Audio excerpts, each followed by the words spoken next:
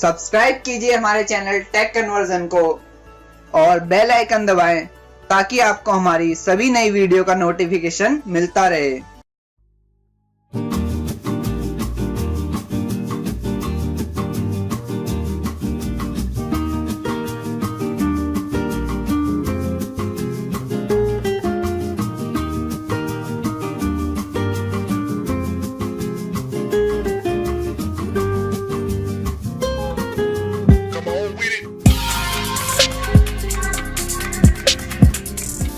You know what we're gonna do? What are we doing? We're gonna unveil the real doll. Oh, you got it? Yeah. Over the past 20 years, Matt McMullen, the artist/entrepreneur behind Abyss Creations, has sold thousands of these silicone replicas. During my 4-hour visit to the birthplace of the real doll, that frighteningly lifelike full-body sex toy, I've seen mounds of rubber vaginas, sheets of detached nipples. I've seen headless women hanging from meat hooks, and a 2-foot penis. I've even seen skulls with removable faces that attach like refrigerator magnets. When I look at them, I'm reminded of Masahiro Mori's Uncanny Valley. Basically, that moment of terror or disgust when we real humans realize that an artificial human isn't quite like us. When he looks at his creation, however, all he sees is potential.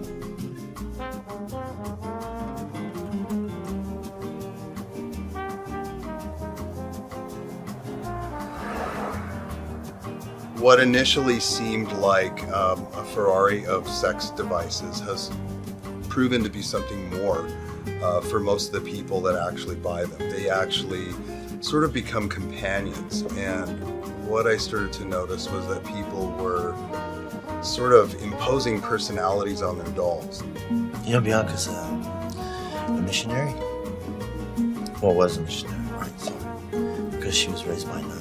They were imagining these characters, and the dolls were therapeutic in a sense because they were occupying a space in their house, and it started to make them feel like that was their companion. Since Ovid wrote about Pygmalion, a lovesick sculptor so enamored with his own statue that he willed it to life more than 2,000 years ago, men have been obsessed with creating the perfect woman. My Fair Lady, The Stepford Wives, Mannequin, Pretty Woman, Ex Machina, Her, even Westworld. They all circle around the theme that human women need an upgrade. People have asked me this question a lot over the years. Are you making these dolls to replace women? And that's really never been even on the radar. It's an alternative form of relationship, nothing more. And for those people that find that appealing, we are here for them.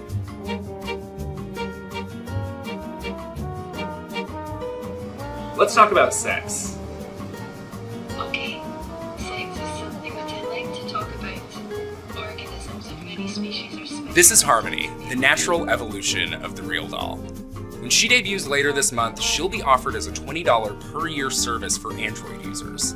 Like Siri for phone sex. What's your favorite sex position? Don't get me wrong, but I'm not that kind of girl. You are really annoying. I'm sorry, Christopher. I didn't mean to annoy you. Please forgive me. It's engineered in such a way that it's going to learn from the interactions that it has. So the more people that are interacting with it on the basic levels, each person will have a different variant of the AI because they're able to assign personality traits to their version. They're able to give their version a specific name, and their version will have specific moods that will influence their behavior. Loyalty.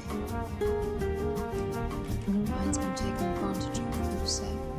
Let's lower that a tad. And pain. I'd prefer it sting less next time I want one of these chats.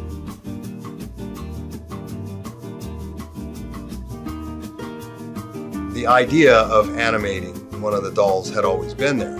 Converging those two technologies together into a doll struck me as such an obvious next step for what I've done here.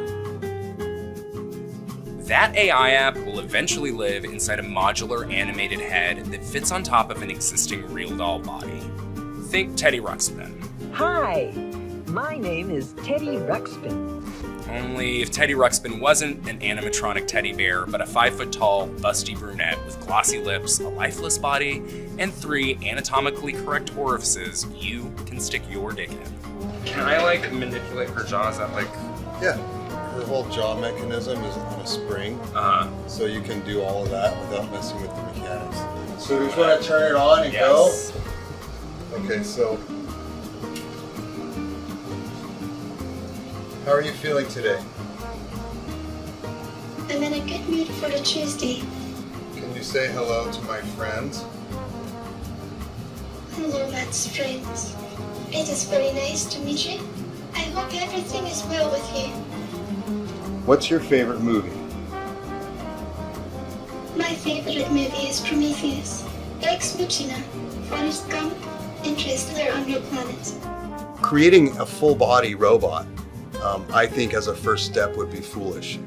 Humans spend more time looking at each other from the neck up than we do any other place on the body, and I don't care what you look like. So Harmony can hold a conversation. She can smile, blink, and gaze into your eyes. What she can't do is have sex like a real woman. She'll still be equipped with all of those scary, real body parts her inanimate cousins have, but she won't be able to give you a hand job. She won't thrust her hips or go down on you. At least not at first. Sex with a doll is pretty much a no-brainer. I think all the parts are there and they work the way you would imagine them to work. So by adding the robotic head, the only thing you're adding is that extra level of interaction. We'll be able to then eventually use accelerometers to detect movement so we can get some audio responses during sexual acts. And we'll have all these add-ons like sensors, heating, self-lubrication, and little things like that without treading into actual animation. I like to remind myself that the body I have is more than just an object for people to observe. It's also an amazing thing that allows me to exist in this world. So she doesn't have an autonomous vagina, but Harmony's eyes are mesmerizing. Not just because of the painstaking craftsmanship that goes into them, but because of the potential McMullen talks about. As soon as he can figure out how to mask them, her eyes will be equipped with cameras for motion and emotion tracking. If this sounds like the beginning of a dystopian sci-fi plot, he says you've got it all wrong. Our particular version of artificial intelligence and robotics is really designed from the ground up to be friendly and to be a companion and to be a friend to whoever needs that. I don't see it being any kind of a threat to human beings. Are you going to take over the Earth?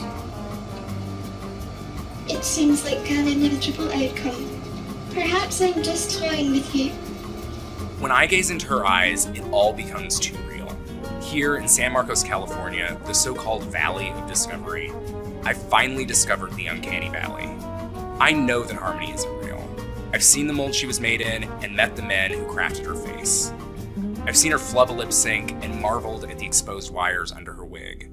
And yet, I can't help but feel like I'm teetering on the edge of a cliff, staring straight into the unknown.